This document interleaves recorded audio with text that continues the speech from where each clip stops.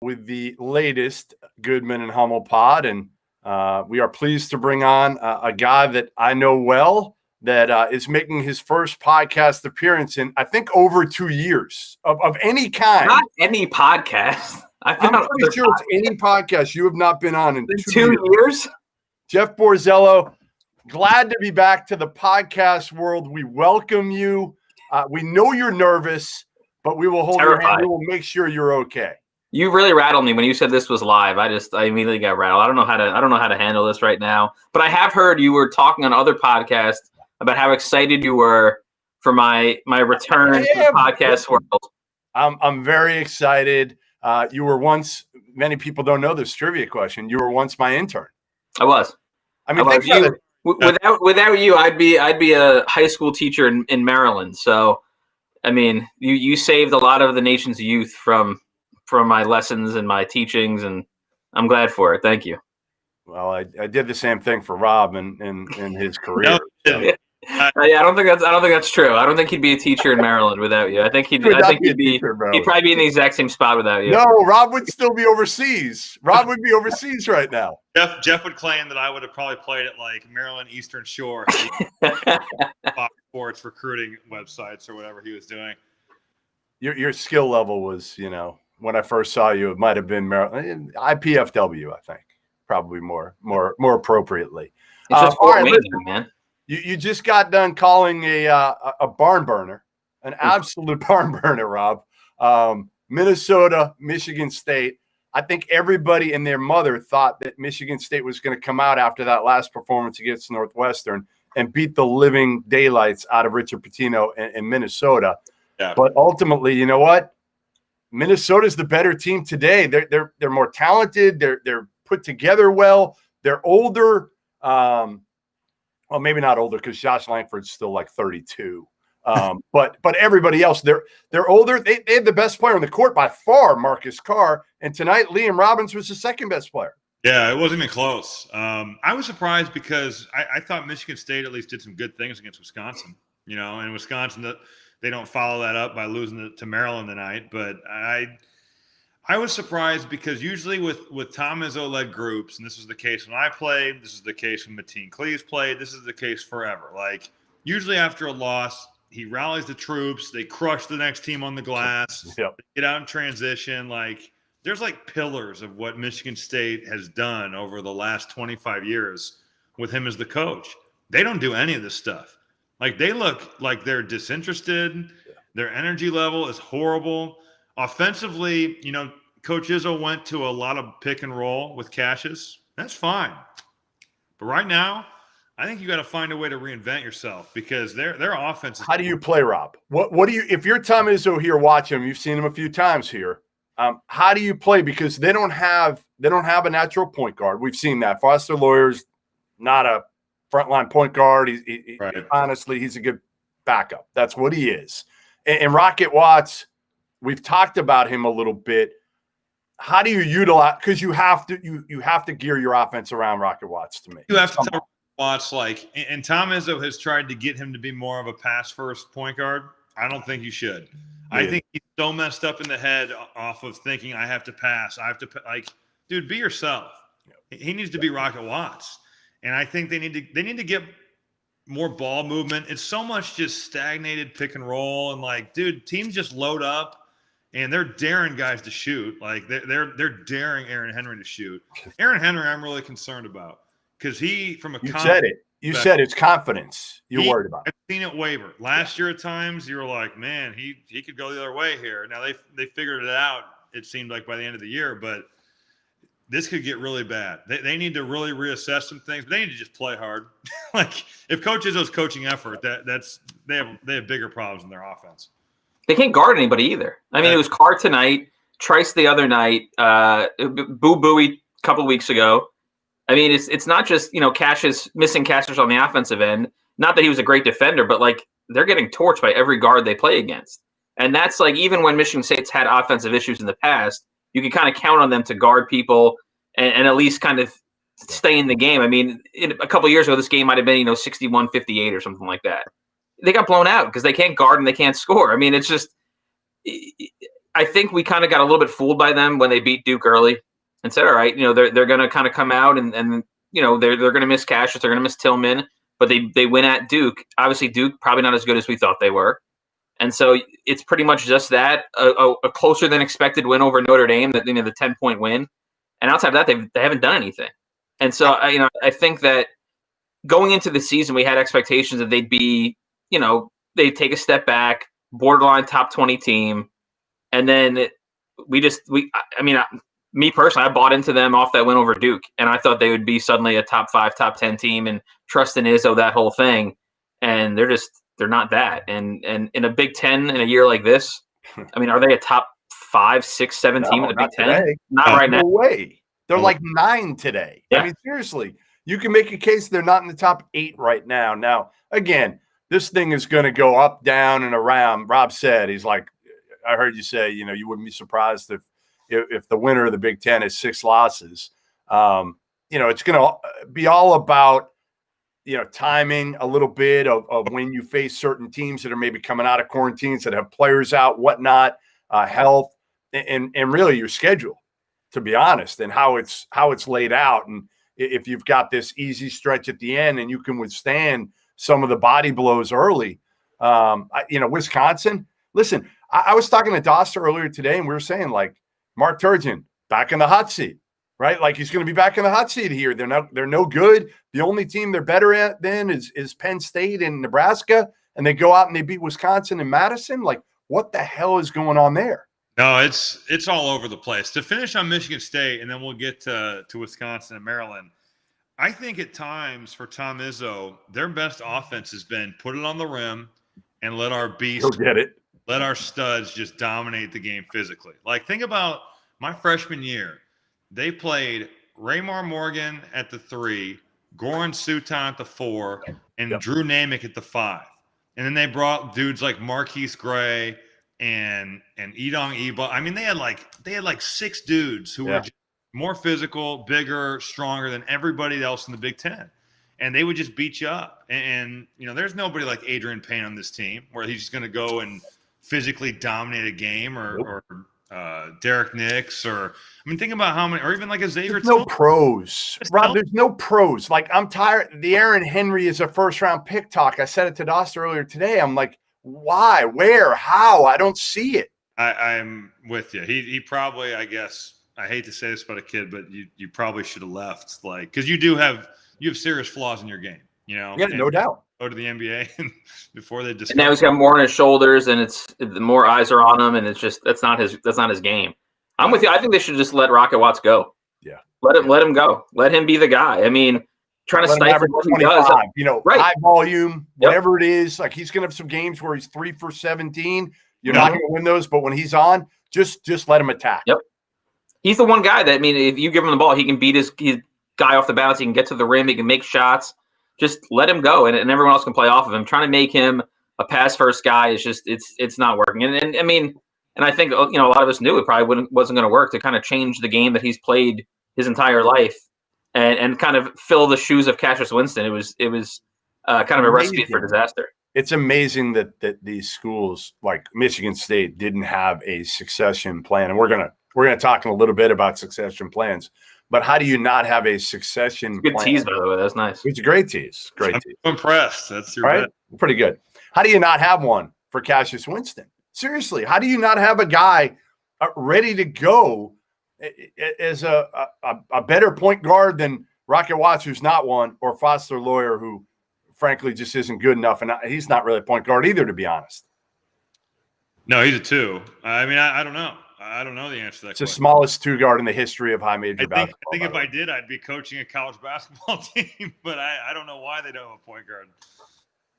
All right, Wisconsin, Borzello, you concerned or not really? Do you just feel like, you know what, they're going to be what they are anyway? They're going to lose these games. They'll win enough because of their experience, because of their balance. They just weren't – honestly, Maryland just out-toughed them in the second half. I know, Rob, you didn't really see the second half at all, but they just brought it to them, and they dominated in the glass.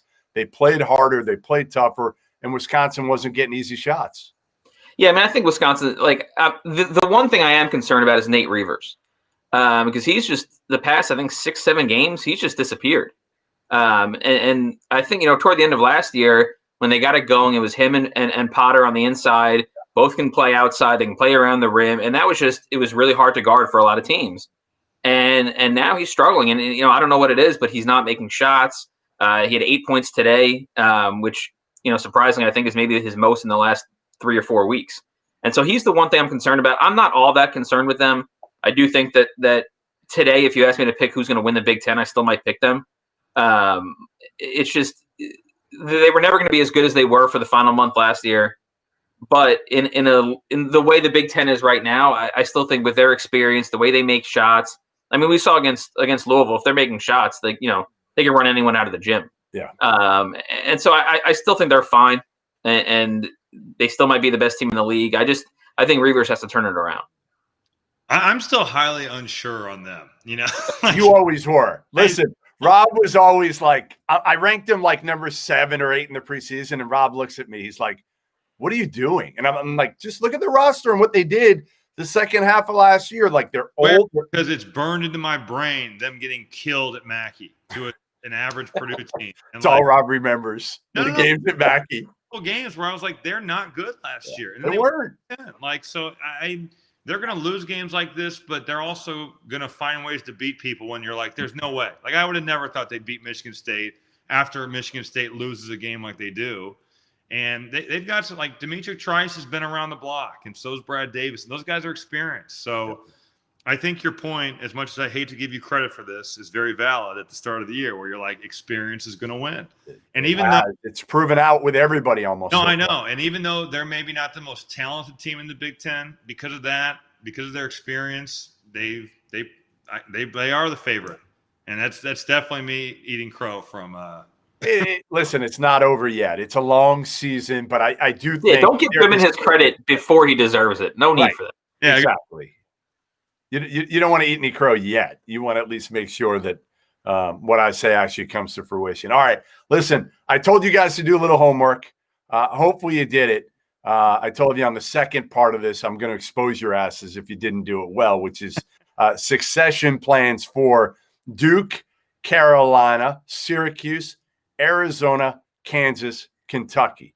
We're going to get to those in a little bit. First, we are going to get to our month, early season awards, whatever you want to call them. It's kind of mid-season-ish. It is kind of mid-season-ish because we're through basically the non-conference for everybody now. You might have one here or there, a one-off, but for the most part, you're right. Like, we're mid-season, even though some teams haven't played a game. Like Fordham, like Merrimack. I think Fordham starts tomorrow or Wednesday, don't they? Big day. Day. That means I need to tweet out the Jeff Neubauer picture. Yes, that's why I was reminding you. That's why I was reminding you. The Bauer. Have you seen the picture yet, Rob? I've not. No. You'll see it tomorrow. Trust me, it's worth the wait. I can. You've never seen anybody coach in practice like Jeff Neubauer, correct, Borzello? Yeah, that's probably true. That's probably true. I think that's fair to say. It's true. Trust me, when you see it, you'll text me and be like, what the F? Anyway, all right. So let's start with an easy one. Since we're talking about Michigan State being disappointing, and they have been, no question. Who's the most disappointing team in the country? Is it clearly Kentucky? Like, is anybody else in the discussion? Because I would say this. Yes, Kentucky, based on where we all had them ranked, and I had them at 10, which is actually lower than most, but I still had them way too high. They've underachieved, certainly, pertaining to their talent and their rankings. But ultimately, they didn't have much of a preseason for a team that was. They're 1-6. I know they stink. I get it. It's not even. Trying to be nice. They're clearly the most disappointing team in the country. It's not even a conversation. All right. They're 1-6. Like, I had them number 5 in my preseason power rankings. It's probably too high. And I did take a kind of a victory lap after their win over Morehead State. I thought they looked awesome. They have been. It was like a victory 100-yard dash or 100-meter sprint. It was 10 feet. You got 10 feet. They looked awesome. All right. I'm sticking to that. They were going to win the title after one game. No, I mean, I don't think it's close. I mean, second. Forget. Okay, we're all in agreement. Kentucky is number 1, clearly most disappointing. Who's number 2? What Memphis? That's a solid choice. Valid. It's valid. I think it's up there, and I think Alabama could be put in there too.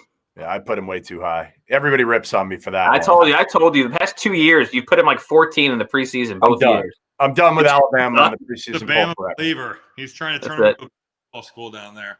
Yeah, forever. I would say Arizona State's got to be in there. Yeah. You know, that loss to UTEP. Did either of you say Virginia?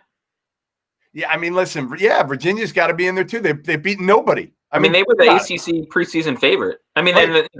I still think they're good, but yeah, they lost to San Francisco. I mean, they haven't looked.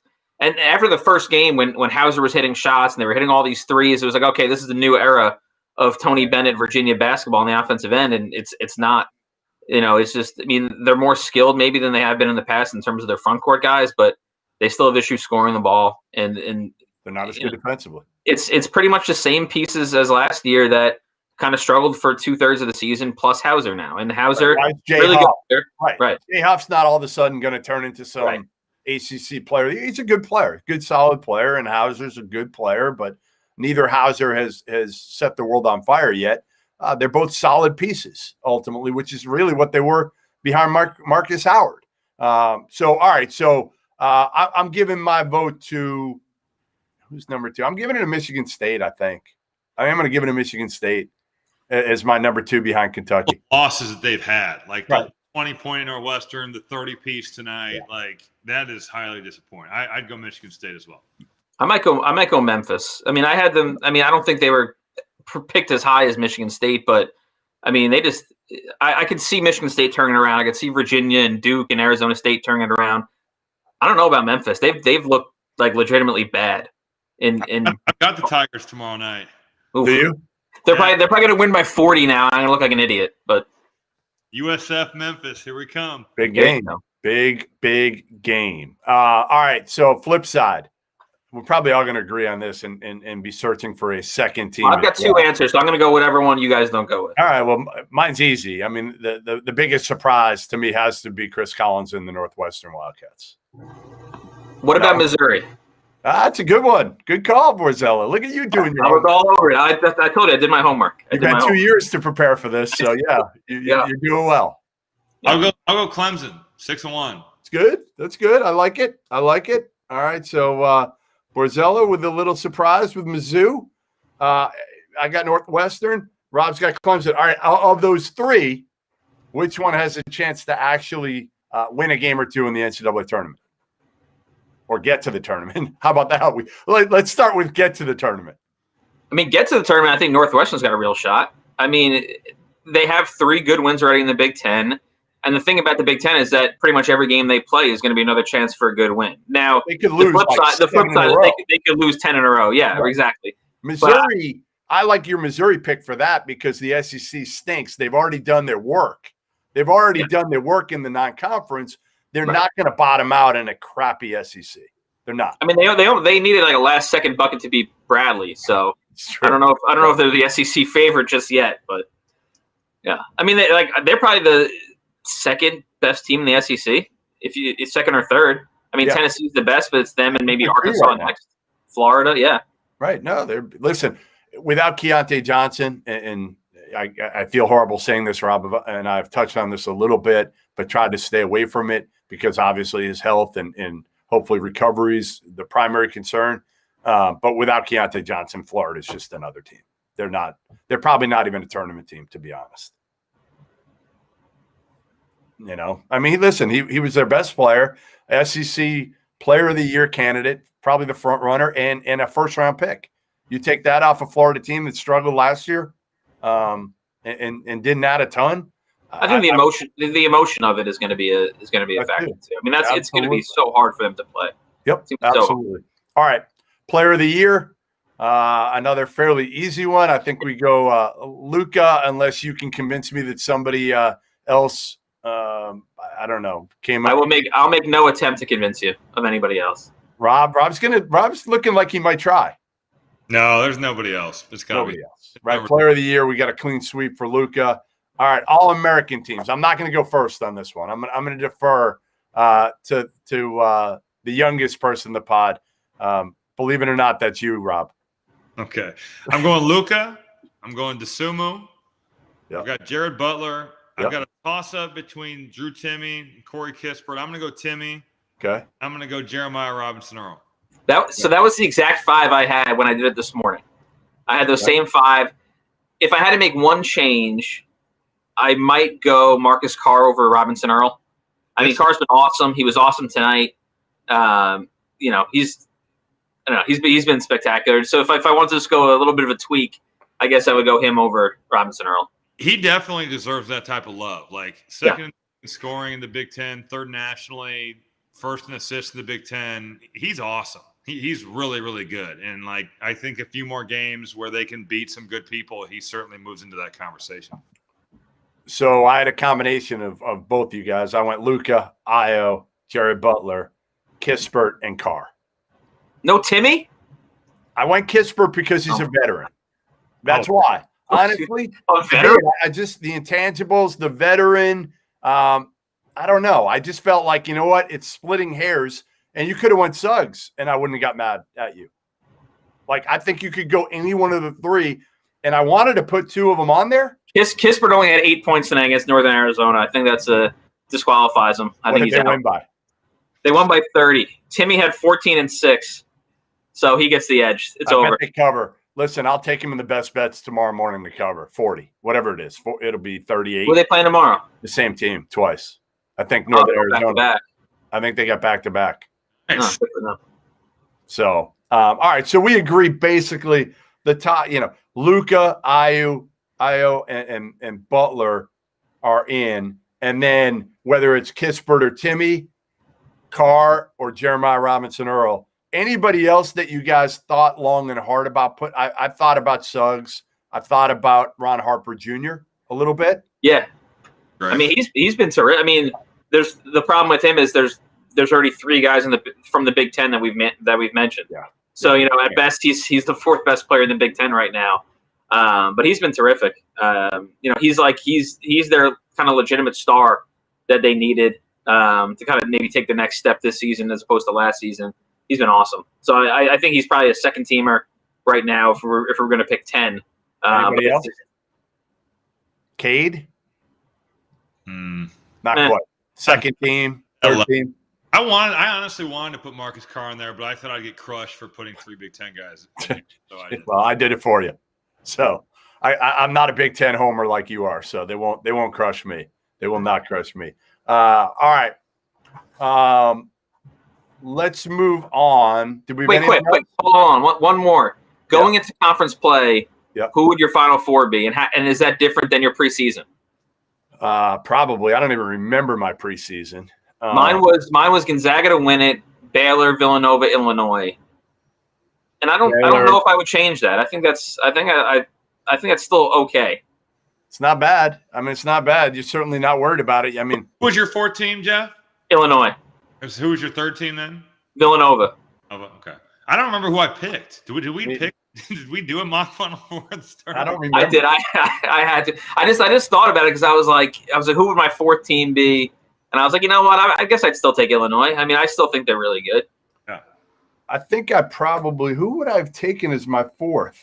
I might have taken like did you take Kansas? Did you take Kansas? I think I did take Kansas just because. And then you've been going back and forth on Kansas all season. You keep saying no talent. Final Four. I like Kansas. Can't recruit. Are you going to be like a Jayhawk annoying fan too, saying I just said they don't have the talent they've had in the past? Like Jalen Wilson is not maybe he will be a first rounder. He's a pro. He's a pro. I don't know if he's a first rounder, but I'm not sure he's a first rounder. I'm not sure Igbaji's a first rounder. They might be this year. They might sneak into the 20s. All I'm saying is overall, if you can name the final 3 guys, 2 guys on the bench for Kansas right now, Hummel, if you can name the final 2, I'll buy you dinners for the next year. I already had them once this year. You still can't name it. It's numbers 12 and 13 on the bench. I can't name them. No, it's the one dude's brother, Tehan. I might be in trouble here. It's Tehan, Connor Tehan's little brother. And No, there's two at the bottom. There's two scholarship guys at the bottom. One is, do you know these, Borzello? Are you looking at your computer screen? I'm gonna look it up right now. I thought Hummel was gonna get it. I got excited. Latrell Giselle. Yeah, one. I didn't know the that. other one is Jethro Muscadine. Yeah. Yeah, I remember him. You remember Haiti native. I think he went to high school in like Louisville or something. I don't know. Anyway, yeah, like I just think like wait, what does the 12th guy on the team have to do with them making the final? Like, doesn't. I'm just saying their talent level has fallen. They're taking who's the 12th guy in Gonzaga? I know that Martinez Arlauskas. Who was the 12th? He's not the 12th. He was like the 8th man last year. He didn't drop down. He didn't get off the bench last night. They won by 100 the other game. He didn't get off the bench. He's their 12th man. Who was the 12th man in the 05 North Carolina championship? I'm not saying they can't go to the Final Four. Now, what I have said is I don't know if they can win 6 straight with Marcus Garrett as the point guard. I think they can win 4. I don't think they can win 6 straight with Marcus Garrett as your point guard. Okay? I've said it. Rob Doster is going to clip that and tweet that to every single Kansas fan, and I'm going to get lit up again. But when they win the national title, he's going to just tweet it out nonstop. He probably will. That's a good point. MOP of the Final Four. right back. He's going to go on a Kemba Walker run and just that ain't going to happen over and over. That is not going to happen. Listen, I'm with you. Gonzaga, Baylor, Villanova. Rob and I.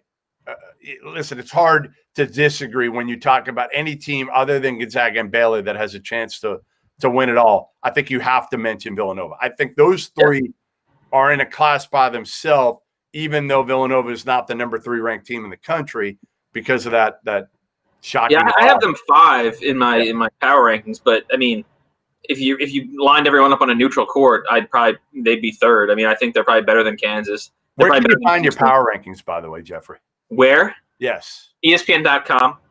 It's a fairly popular website. Just go to ESPN. Never heard of it. ESPN.com. And then every Monday morning, 7 a.m., they're up there. Wow. Weekly awards and power rankings. A little combo. Tony Moss must get up early to put those the power rankings up, to get them edited. I mean, there's a lot of typos in that thing. It's like 3,500 words. It's flawless, though. It's a mammoth task for an editor to have to handle that. And the problem is, on my Sundays have been occupied by fantasy football. So now that the fantasy football season's over, the quality is going to be that much more improved. That's bullshit because you love soccer. It's all about football. That's a Saturday, Sunday morning thing. The man here. I spend 0 time with my 1-year-old, I guess. What's your wait? What was your fantasy football record this year? How many did you cut down to? 14. And won 1 title, made a small profit because I had three runners up. 1 of 14. I know. I made the playoffs in 13 also. 13 or 14 made the playoffs. Only won 1 title. I love that you won a title like you won a ring, like just like putting it out there that you. It's all coaching. I mean, I picked up some guys, taught them the culture, and Just wait. Hey, just wait till you see the tweets tomorrow that are going to go towards Kevin Nagande because I won another title. That gives me 2 against him. The last time I did this, Rob, I went on SportsCenter, and he finished last, and I won it. So I handed him a plunger for the toilet bowl on SportsCenter. So I got to send him something. I usually send him something anyway. The last time I sent him was a shirt. I won't say what it said because I can't, but he would never put it on and wear it. So he never paid up his wager for the last one. The fantasy league that I play in is BS because if you win, you get nothing. But if you get last, you have to do some insane punishment. So this you get nothing for winning it? Nothing for winning. We've never paid out any I don't like that. I don't like that one bit. I don't know why. Like everybody would be willing to do it, but we never. Who's the organizer? Who's the commish? Scott Martin is the commissioner. Oh, we got to get on Scott Martin. He can't because he's a coach. So we're playing by the rules here. But what's the rule? What have you had to do? Has to caddy a round of golf, and the champion can do whatever they want to him. Not bad. Not bad. It's funny stuff like that. But yeah, we don't play for anything, which kind of stinks. I'd make it a lot worse for the loser, personally. It's been like running stuff. Like it was a beer mile last year. It's like kills. Beer miles are tough. I've never done one because I'm terrified of it. Like it looks brutal. making them chug a beer every Yeah, lap. every lap. Yeah. Is that what it is? Every lap? Every lap you got to chug a beer, run another lap. Like, I'd die. yeah, you would die. 100%. We did. I don't think you could run a mile without like no beer involved. I don't know if you could run a mile. Yeah. I don't know. Hummel thinks he's going to kick my ass in a decathlon at the end What of do the you think year. I ran the mile in as a junior in high school, just for our decathlon? What do you think my mile time was? As a junior in high school? Or college, sorry. Oh. Pre-injuries? This is that's 5:30, 5:32. I am really upset that you disrespected me like that. Jeff, what's your guess? 5:30. Him. 5:05. 5:05. 4:43. I'm No. Goodman in the mile. In the decathlon, Whoa. it's over. Holy shit. I could literally drink beer and eat pizza for 3 weeks straight and still kick the shit out of Jeff. I have no doubts about that. Wow. But all I have to do, all I have to do, Borzello, is somehow hit a 19.5-inch vertical. If I can do that. I don't think you can. I've seen you play basketball. I mean, we shot around at hoop ball one time. That was embarrassing for you. Well, the shot might have been embarrassing that day, but You had very limited lift on your jumper. Off Very 2 limited feet, lift. I still think I can graze the rim off 2 feet. So I don't know what that gives me as a vertical. You can't graze the rim. I'm telling you, I did it. Well, that was before I tore up my knee, but I'm telling you, I think I could still pull it off. I need heavy training this offseason. You didn't touch the rim at the 2005. There's no way you could touch it now. I'm telling you, I did it like 3 years ago. No way. No shot. I did it in front of coaches 3 years ago in In Vegas. Vegas? I was there. I hit it. Took a couple of tries. The rim looked a little bit low. I hit it. It was like one of the Bishop Gorman auxiliary rims. It was not 10 feet. It was not low. That was the Josh Jackson year when Apples ran after me coming out of the stands. That's complete BS. All right, let's get on to the fun stuff. All right, succession plans. This is something, again, we didn't confer with each other at all. Zero. You made sure of that. You made sure. No, I hope you didn't drop, bounce this off some coaches. I bounced it off nobody. No coaches? No coaches. All right, good. I can't wait to see Hummel's picks for some of these. This may not be my strength here. Like I'm dying. He's gonna put himself at Kansas. It's gonna be terrible. Right. Let's start with the Duke Blue Devils. And I said 2 ways to do this. Okay, so there's 2 options. One is your swing for the fences guy, and then your realistic pick. So you're the athletic director at Duke. You're Kevin White, and Coach K retires at the end of this season. Rob, who are you swinging for the fences to try to get? All right, this is kind of a weird answer, but I don't think that they have a swing for the fence guy because I think they're going to limit themselves to all Duke people. Okay. And when I look at that, like Mike Bray, he's not leaving Notre Dame at this point. Chris Collins, if he starts winning at a high level again, he could be a good choice. But for the last 2 years, no. Wojo at Marquette, Johnny Dawkins, Tommy Am, I don't necessarily know if there is a swing for the fence guy. My actual realistic hire, I went Bobby Hurley. That might be a totally stupid answer, but that's kind of what I kept coming back to. All right. Borzello. So I agree that there's really no real swing for the fences guy. I do think they might lob a call, and I know this is going to be this might be the swing for the fences guy for everyone, but I do think they would lob a call into Brad Stevens. I thought we weren't allowed to use him. We never said that. You asked, so you got no answer. You got no answer. So I think they would at least call him. My hire, I think, would be Jeff Capel. I went through the same names that Robbie did, but I think the thing about Capel is that I think he's proven he can recruit the kind of caliber of players that Duke has kind of relied on the last decade or so. And I just think that if he gets there, he could probably recruit better than right now. I think he could recruit better than Wojo or Chris Collins or Amica or any of those guys. So I think I would go with him. But it kind of depends on when it happens. If you were to do it today, you might say, hey, Chris Collins is going to get it. So I kind of think it happened. It depends how Wojo and Collins and Capel and Hurley and all those guys do over the next couple of years. All right, I got a good swing for the fences guy. Oh, God, here we go. I do. I really do. The hype. Neither one of you came up with this one. Probably not going to get him. And he was run out of college. There's your hint. But he is a former Dookie, and he is a head coach in the NBA, and he's done a hell of a job. Quinn Snyder. Quinn Snyder.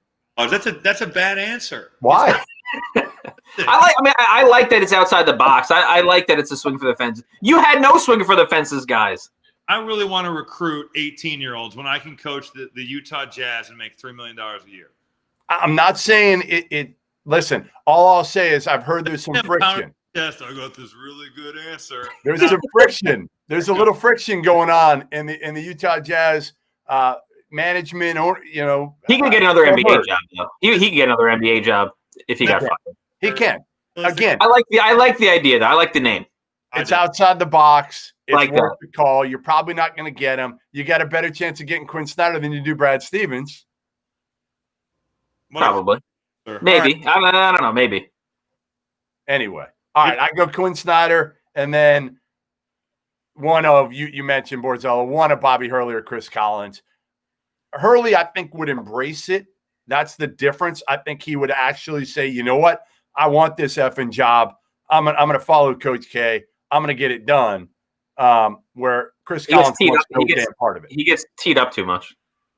Yeah, but he'd fight. I mean, he'd fight. That's what they want to do. So one of those two guys. All right, next up, a really difficult one. You had a million choices at Duke. All the guys at Tommy Amaker, Collins, Wojo, Capel, Hurley, you name it. At Carolina, there aren't many keep it in the family options. Let's start first with the swing for the fences guy. Man, I had a hard time with this one, a really hard time. Borzello, start us up. Carolina, swing for the fences. Yeah, I don't even know who it would be. I mean, I think that they could call. I mean, it's totally ridiculous.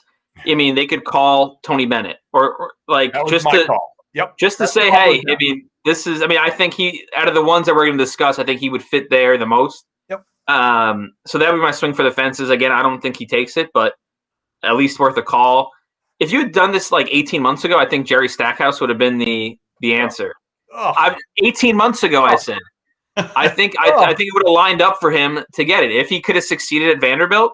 Jesus. But today, not 18 months ago, I'm struggling. I think Wes Miller, because I think he gets something better, either this year or next year or something like that. Yep. And then that's the stepping stone to Carolina when Roy leaves. Okay. I'm with you there, Rob. What do you got? This is probably stupid. I've said swing for the fences. I said Jay Wright. There's no way he's going there, but I figured they'd probably call him. Maybe it's worth a call. And realistic, this is where I'm afraid of your guys' response. I said Hubert Davis. He's on my list. He's on my list. He can recruit. He's got a good personality. He played in the league. He played there. Seems super introverted. I don't know him. at all. And when you watched him on game day, he was gregarious and funny and goofy and whatever.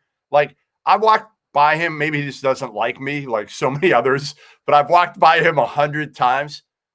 He won't even look at, it looks like he's almost like a big time introvert. So I don't love that hire. I would go 100% just swing it like a Tony Bennett or a Jay Wright, either one. They're both going to say no. And then to me, the options you got to look at are either Wes Miller or Jared Haas. Jared Haas, yep. Those are the two that if you're going to keep it in the family, you go with one of those two, depending on who's hot at the time. Yep. Those were the first two on my list. Yep, I think those are the two. All right, next up, Jim Boeheim is 76, I believe. Buddy Boeheim still has this year and one more left. Mike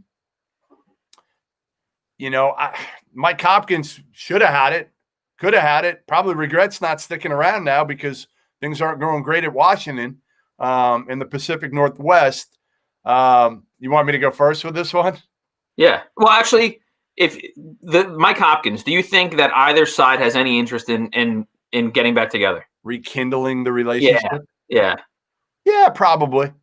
Yeah, I think both should. Right. I think both should for sure. I wasn't sure it was still on the table. Yeah, I think Wildhack is the AD there now. He's pretty close to the vest, but I know he's very close with Hop, very close with Boeheim, a Syracuse alum. So I think he'd look at Hop. But again, it's hard to hire Hop right now based on what he's done the last year and a half at Washington. It's been pretty ugly. So, all right, I'm going to give you mine. Ready? My swing for the fences isn't really a swing for the fences because they could get him. None other. Oh, I wonder if it's the same guy I have. Rick Pitino. Oh, God, no. Rick Pitino. He's boys with Boeheim. They're close, okay? He's much younger, like 7 years. He's only 68, I believe. You can get him in a heartbeat, and he'll be motivated, and damn it, he's the best X's and O's guy in college hoops. You're going to replace 73-year-old Jim Boeheim with 68-year-old Rick Pitino. 75, I think. I think he's Whatever. 75. That's still like, I mean, come on. Much younger. It's like going from me to you, Rob. 7 years? Something like that. All right, that's my pick. You can mock it all you want, but Rick Pitino, you both know people in the league would be scared shitless to see Rick Pitino again if they saw him at Syracuse. They would. Oh, 100%. Whoever you're going to bring up for Syracuse, my guy is a better coach. Period. All right. Anyway, then my other one, the safe one, you could go Hop, you could go Jerry McNamara. I'm going to go Kevin Willard. Northeast guy, done a great job at Seton Hall. Again, has some ties through Pitino to Boeheim. Although I don't think they're buddies. He was on my list as a phone call. They're not boys anymore because of a phone call with, I think, right? Yeah. Anyway, I'm not going to go into the phone call. All right, Borzello, what do you got? So I had Willard and Ed Cooley as my not swing for the fences, but like I think that hey, maybe both would take it. I don't know. I think both would be really good there.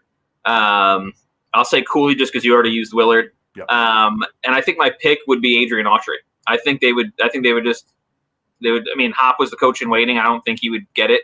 So I think they just go down to the next one. I think that's Adrian Autry. He's been his right-hand man for a while, and I think that'd be my pick. I'm going to start playing this game like Jeff does. So I think that my swing for the fences is going to be Greg Popovich. And he's a really good coach. And he's probably better than Rick Pitino. He's maybe better than Rick Pitino. So, whatever you said about that. And my realistic, I had Kevin Willard, but since you already used him, I'll go Nate Oates because he was at Buffalo. All right. Yeah, Popovich is the swing for the fence one. You know, Boeheim. I think Boeheim hates Nate Oates right now because he went after his boy Kay. Yeah. So I don't know if Boeheim would sign off on that one, but there's a semantics. You know, who knows if he'll be able to make the call anyway. All right, so we're through three of them. We got three left. The young guys, the young trio. We've gone through the elders, the elder statesmen. Now we're up to Kansas, and if Bill Self survives this thing, I think he'll survive. I think if he gets a 1-year postseason ban, they keep him. I think it's going to take more than that for them to fire Bill Self. But let's say he does get fired. Rob, if you have anybody other than this guy as your swing for the fences guy, I'll be disappointed. So we're going to let you go first so I can mock you if you screw it up. I didn't really – I don't know. I should swing for the fences Chris Mack. Maybe not. No. You got the first name right. Yeah, you got the first name right. That was realistic Chris Beard. Yeah, I would say swing for the fences, but that could be realistic depending on what the penalty is. Like if Self goes to the NBA and they don't have a postseason ban, then it's realistic. If there's a 2-year postseason ban, I don't see there's any way that I'd be shocked if Chris Beard goes somewhere with everything he's gone through in his career to get to where he is, getting the type of guys he's getting in Lubbock, that he would take 2 years off his career, that he can't play in an NCAA tournament at Kansas, even though it is Kansas. Sure. Borzello? So Beard was my swing for the fences guy. Yeah. I didn't really put that much thought into like a realistic, because I do think if it's only 1 year or something, I think Beard would take it, or at least really, really think about it. Let's say it's two. A couple of of 2-year ban. 2-year ban. Yep. Two dark horse type guys. One would be Brad Underwood. Okay. If you want to dip back into the Illinois kind of pipeline that led you to Self. Yep. And the extreme dark horse would be Jock Vaughn. Yeah, I had him listed. I had There Jock you go. Vaughn listed. I don't know if I love it. I mean, it's outside the box a little bit, so I think that he'd at least be on their list. So somebody in the chat hit on my guy, and it's Hummel's guy too, and that's Matt Painter, which would absolutely destroy poor Robbie for life if Matt Painter left for Kansas. That would be upsetting to me. I would not blame him, but I would be sad. How much would you pay? How much would you donate to the fund to keep Coach Painter in West Lafayette? Probably about $1 million or so. Would you throw $1 million in there? I didn't know you had $1 million from your overseas days. Throw $1 million out there to save Coach Painter at Purdue. No, you could sell the Larry Bird and Griffey and Jordan and Pippen jerseys behind him to raise some funds. The problem is I've already went through this with Paint once when he almost left my 5th year, and I literally calling him every 2 hours, like, "Are you leaving? Why do I keep reading you are?" And he was like, "Just be patient." What was that, Missouri or something like that? He was like, "Don't worry about it." I was probably so annoying. I was bothering the hell out of him for sure. But I was like, "Dude, Etwan Jawan just left. You can't leave too. Like, this would be terrible." You would have transferred. I would have. If he would have left, I would have pieced. I was so mad. Where were you going? You would have begged K to take you at Duke. I have no idea where I would have went, but I was so mad because they couldn't have. Conzo Martin had just signed a deal at Tennessee. He wasn't coming. Right. And if Paint had left, unless it would have been Paul Lusk, I was really mad at Purdue for the way they handled it. I was pissed. So I don't know. I'm glad it didn't happen. That would have been a terrible situation. But my other pick for this one, and then we'll go. Rob, you give us yours. Dana Altman. Dana Altman wants to get back to the Midwest, I've heard. Can coach his ass off. We know. I don't know. I mean, I just think it can make some sense. That's all. He was on my list of coaches that don't really fit any of these jobs, but I want to put him on somewhere. Yeah, I want to put him on somewhere. Willard was one of them. Painter was one of them. Altman's one of them. Mike White was one of them. If he continues this way, I'm assuming. And then Shaka, who knows what's going to happen? I think he's obviously going to stick around Texas after this year. But, I think those are kind of 5 coaches that I don't know if they fit any of these jobs in particular. But, I mean, they're kind of that tier of, if something opens up, they've had consistent success for, a long time. And I think they could get in the mix somewhere. By the way, Rob, the reason Chris Mack won't leave Louisville for Kansas is because his wife's from Louisville, and there's no way in hell she'd let him leave. Yeah, I didn't know that. That's great. Learn something every day on this podcast. Who's your realistic pick for Kansas? Painter? I said Beard. That's who I had down. But he's probably more of a swing for the fences. Yeah. I mean, again, it depends on the scenario for these, right? For what you're taking over. I think it really has a lot to do with whether a Chris Beard leaves Texas Tech. Even you think it's ridiculous. How could he not go to Kansas, right? He's got to be to Texas Tech, man. He's got to roll, and it fits him. Yep. It does fit him. Where I don't think some guys don't want the attention at all. I don't think he's like that. I think he could handle it in Lawrence, Kansas, but I think he's more comfortable at a place like Lubbock, where they're the underdog every single year. He thrives on that. He wants that rather than being out of blue blood. Right? I've on being the doubted team. That's total. That'd be different deal at Kansas. Right. All right. My alma mater, Arizona. I got good ones here. You and Hummel do the exact opposite. He plays down. He's like, I got terrible names. Here's what I'm throwing down. You're like, I've got the best names. This is who the AD is hiring. Mark it down. Throws out horseshit. Honestly, I don't understand why he's doing it.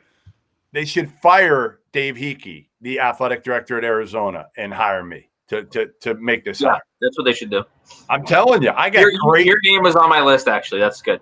I'm telling you, I could raise money. I could hire coaches. I wouldn't have hired that football coach, the Patriots quarterback coach.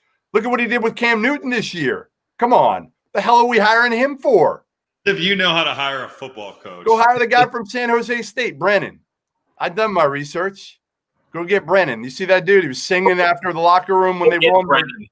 That's your first day of the job. Yeah, go get Brennan. That's all you're going to say. You know who he is. Hey, get him from San Jose State. He's coming to Tucson. Come on. All Go right. get Anyway, Arizona. I'm going to embarrass the two out of you on this one. I'm going to let you both go first. Who's up? No, I don't like that setup. You go first. Nope. You're going first. I'll go first. Yeah, you go first. You go first. Swing for the fence, Mark Few. Keep him on the West Coast. He will say no, but that's the swing for the fence. Okay. And I like my actual realistic hire, Greg McDermott. Not bad. Not bad. With the way he plays offensively, I think he'd be down to go to a climate where he could play golf all the time. Yeah, it's close to Scottsdale. He wouldn't even be working. He would He'd love be playing golf every day. This is another one like the Kansas one where there's going to be the caveat of what are you taking over? Let's say it's a 1-year postseason ban here. All right, so my swing for the fence is actually the same as Kansas, Beard. A little bit different, but Southwest. I mean, he's recruited at least around there. And then, so I was trying to back when everything was going down with Sean. I tried to think of who I wrote back then. I thought Mike Bray would have been a good hire then. I don't think you can. I don't think that's the hire right now. I don't know if I have a good one for this. I think Damon Stoudemire would be in the mix. Again, depending on what you're taking over. I think a dark horse could be like a Miles Simon. Miles Simon's an assistant with the Lakers now? Yeah. Yep. So I think one of those two would be my kind of dark horse, would have some sort of internal momentum to get in the mix. All right. My swing for the fences. The Warriors are not looking good. Oh, Jesus Christ. They're not looking good. Most belligerent pick of the year. They're not looking good. I'm going with the guy who bleeds. He bleeds red. He tweets out bear down. Steve Kerr. He's going to have nothing left. They're going to lose every game. They stink. Have you watched them? They stink. They're done. He could go do TV, make a ton of money, and then literally get rehired in the NBA in a heartbeat. He wants to recruit. He wants he doesn't want to recruit. He doesn't want to recruit. No, but he'd be a hell of a recruiter. He would be good. Think about it. He would. He'd get that program like elite level if he hired the right staff. All right. Again, it's swing for the fences. I'm not saying you say you're going to embarrass me and Hummel, and then you drop Steve Kerr. No, that's not what I was embarrassing you. I actually have two good realistic hires that neither one of you have mentioned. What do you got? Okay. Two really good ones. Number one, Mark Pope. That's a good one. He'd be good. I think he'd be really good there. High energy, knows the West Coast. He'd be 1A or 1B for me. Damon would be in the mix too. And then I got another one that Borzello wrote a big story on. And I know you can't hire an assistant coach, a high major head coach. That's bullshit. I'm going to hire Tommy Lloyd, who can go overseas and get big time dudes over and over and over. He is the guy who's helped Bill Gonzaga, goes out and recruits overseas. Look at Hummel. Hummel's laughing at me right now. So, like, I can't even believe that you tried to hype this as you're knocking this out of the park, and then you come with this shit. Yeah, big time, right? This is awful. It's terrific. No. It's outside the box. Mark Pope is a really good hire. It really is. McDermott, my worry with McDermott is he's done it at the high major level, and it didn't work recruiting at that level at Arizona. Are you saying the Big East is not a high major conference? Is that what you're saying right here on this podcast? No, I'm saying most of the players he's gotten have not been waging war with some of the other elite programs. That's all I'm saying. I think he's perfect at Creighton, and I think he knows that. I think he knows he would never leave Creighton. He's got Bruce Rasmussen, one of the best ADs. They let him do whatever he wants there now. He's in the Big East. I just thought his play would be good in the Pac-12, and I thought it would. It would. Yeah, but I think Pope would be great because of the way he plays, wide open, and to me, Tommy Lloyd would just get dudes. He would get overseas dudes, and not just as Jeff knows, transfers. He was the one who got Andrew Nembhard. He gets most of those transfers are Tommy Lloyd's guys. So, all right, last one. Mark Few is a coach here? What's that? Are you downplaying Mark Few's ability as a head coach here? I'm downplaying his ability to recruit. Wow. Because he doesn't like to recruit. He's got good not. Like Mark Few, they have to pull out of with his family in July. Like he doesn't want to. He'll do it, but he doesn't want to do it. And I've heard stories, and I've never asked him this, whether it's true or not, but one of the stories I heard was he put all this time into Luke Ridnour years ago. Remember Luke Ridnour, McDonald's All-American out of Oregon, had a hell of a career. And he put so much time in early on and didn't get him. And he was at every game, everywhere he went, all summer, every day. And he didn't get him. And he said after that, he's like, I'm not doing that again. I'm not doing that again. So now, listen, it hasn't hurt him. Well, that's the thing. I honestly don't know a lot about like the recruiting side of this, but that's pretty shocking to hear that he's not a good recruiter, but he has the players on his team. Not saying he's not a good recruiter. He's not like Izzo. He's not out there every single day. He'll pick his spots.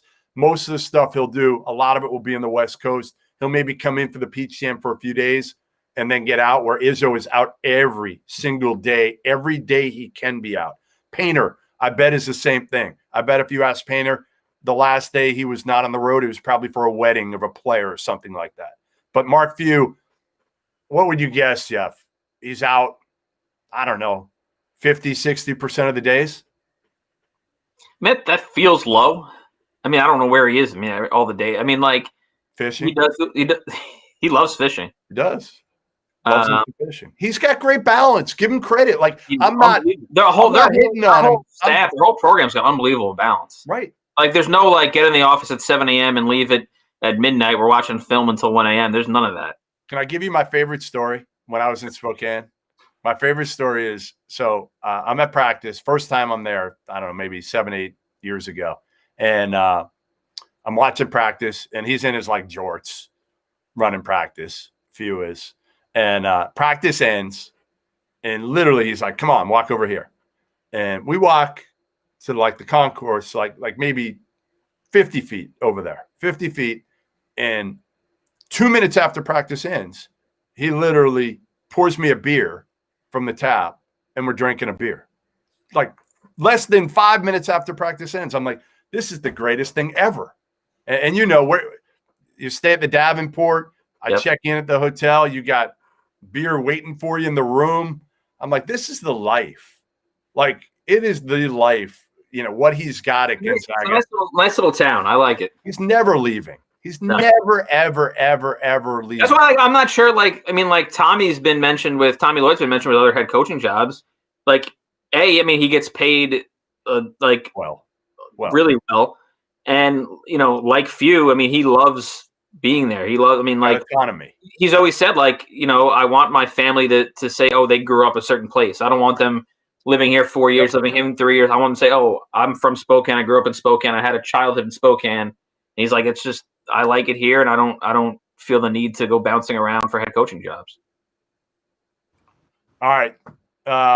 So again, to recap, I don't even know where we were at. Doster's going to have to watch this whole thing through and take notes. Kentucky yet? We totally went off the rails. I know we got Kentucky. We're finishing with a bang here. We're finishing with a bang, and Kentucky, the final one. If Cal decides to go to the New York Knickerbockers, which won't happen this year, but I think it could happen in a couple of years. I really do. I believe like that's the one thing with Leon Rose and World Wide West taking over in New York. If they get like a Devin Booker or somebody like that, a guy that he knows he can build around, Booker in town, something. Then are you saying Tibbs is not the long-term answer for the Knicks? No. Although Julius Randle's been awesome so far. I always liked Julius Randle way more than Wiggins, by the way. Way more. Way more. You didn't always like him more. Always liked him since he were you at Peach Jam when they went head-to-head? Yeah. Didn't he beat his ass? Wiggins put up like 40. Wasn't that against Parker? Or was that was against Randle. Probably against both of them. Anyway. All right, we're getting off topic here. Rob's falling asleep soon. He's done. He's finished. Past his bedtime. Actually, all right, Kentucky. Julius Randle reminded me of he plowed me in a game. I got called for a block, and he planted me in the floor in a preseason game in like Encino, California. It was awful, but keep going. Keep going. He plowed me over. All right, Kentucky. Rob, go ahead. I hate my picks. I said Billy Donovan. Yep, that's what I had. Yeah. Me too. We can agree on that one. Yeah, all three of us. There you go. But I went with Chris Holtman. I don't know. That's not a good It's actually good. He's from Lexington. You knew that, right? Or did you not know that? but that works out good. No, that was my third. That was my third name. That was my second name. That was my second name. I'm really surprised, Rob, that you missed on this one. I've got three names. Who, Patino? Nope. I did not say Rick going back to Kentucky. That's coming back. Red Auerbach's coming back to Kentucky. Borzello, what do you got? Sean Miller. What? Yeah, I mean, depending. I mean, this is all in a vacuum. It's not. This is not all 6 jobs opening at the same time. Like if things don't end a certain way at Arizona, I think that he would be a logical choice for Kentucky. Him and Holman were my top 2, and Beard was also on that list. Okay, I got 2 that you guys haven't mentioned. One is a repeat of my Arizona pick, which is Mark Pope, who played at Kentucky. Steve Kerr. No. The other one is actually a really good one. Okay. Actually, really, if you think about it, you're going to be like, this was really smart, Jeff. I like you really outdone yourself with this one. All right? You ready? Scott Drew. Yeah. You both love it. Admit it. You both like it. Actually, it's surprising that he hasn't come up at all. Yeah, seriously. He's been one of the best coaches in the country for whatever amount of years, and we're talking about the biggest jobs in the sport. But I should have 100% included him in that category I was talking about before, with guys that don't really fit a certain job. He should be top of that list. Think about it. He would embrace Lexington. They would embrace him because he is the happiest guy on earth. Now, eventually, if he didn't win, they'd run his ass right out of there.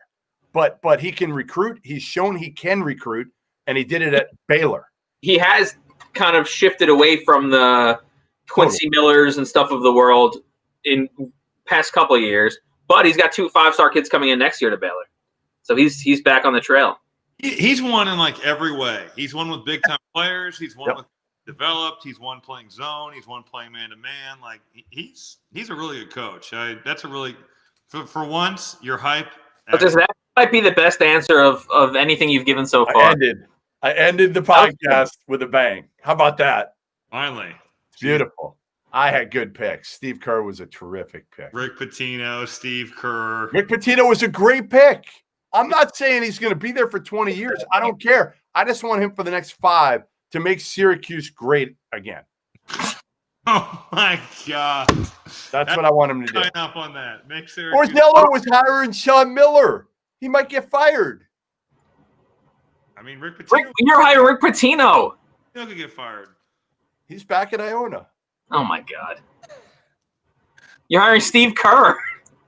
Yeah, I'd like to hire. You hired Quinn Snyder. Quinn Snyder. Dude, you had some horrible picks. I'm really disappointed. I had some phenomenal picks. You guys get some sleep. I had some phenomenal picks. It's way past Borzello's bedtime. The last time Jeff Borzello stayed up this late, 11:45 Borzello. When's the last time? Yesterday. Yesterday. For what? Fantasy football. Yeah, I think it was a Sunday night. What was the Sunday night game? I don't know, but you must have lost 13 of your 14 leagues. Bad. It's bad. Unbelievable. I mean, that's bad. Oh, I will say I'm alive in 2 Survivor leagues heading into next week. That's really? Yeah, oh yeah. All right. That could salvage my entire fantasy year. Next year, Hummel, we're going to bring you into a different pool, so Scott Martin won't get in trouble. Whatever, we're going to keep him clean, but we'll bring you in another pool where you can potentially win some money. And oh, by the way, whoever finishes last, it's not going to be doing something. It's going to be a lot more humiliating, a lot more embarrassing than chugging a beer every lap. I think it's funny to make them dress up in a Masters caddy bib and caddy my club. It's good. We all play golf. Good punishment. It is good. I think I would make you dress up a lot worse though. I don't know if you did that in at a Vegas golf course. Yeah. That's like torture. It's 128 degrees and you're wearing full pants and the whole deal. That's brutal. No, what would be more brutal is making Hummel, have to do it in a Speedo. That would be something like that. My brother had a league where they were doing the loser had to go do stand-up comedy. Oh, that would be good. Oof. There. That's tough. Karaoke for Hummel. Ooh, that would be tough too. Although Right. I did win the rookie challenge of the Timberwolves karaoke. Did. Hey. A song that I probably couldn't sing anymore. Remixed to Ignition by R. Kelly. You did. That's a legendary song, though. That's a great song. The words. So yeah, it was good. They made you do that where? In Mankato, Minnesota. Me, Shabazz Muhammad, and Gorgie Dang had to all sing karaoke. It was great. Where's Shabazz? Shabazz in China. He is? He's in China? Yeah, plays in China. I talked to him a few years ago. He goes, I'm seeing this chat on the right-hand side for the first time the entire pod. I didn't know this was going on the entire time. I looked like 3/4 of the way through. I missed most of it. But I did see people calling you a dumbass for Sean Miller. Yeah, I'm seeing David give me a lot of credit for being alive in Survivor. So I'm pretending that the other stuff never happened, and I'm just seeing it now. I Can't wait. I can't wait till Doster clips out some of the stuff from this. I love my man Stan Shock saying that I need to go call the Alaska Bible League. By the way, Sean Miller was not the worst pick on this pod. No, not even close. Of course it was. Not even close. Who's worse? Steve Kerr, Quinn Snyder. No, they're alum. To Syracuse. Patino was the worst by far. Yeah, that was a pretty bad one. Oh, I'm gonna have to confer with some people on this one. That's fine. All right. Good night, boys. Thanks for doing this, Borzello. We appreciate it. Thanks for having me on. We needed to bring you some entertainment after Michigan State certainly failed to do so tonight. I'm going to bed. All right. Good night, boys. Later. Later.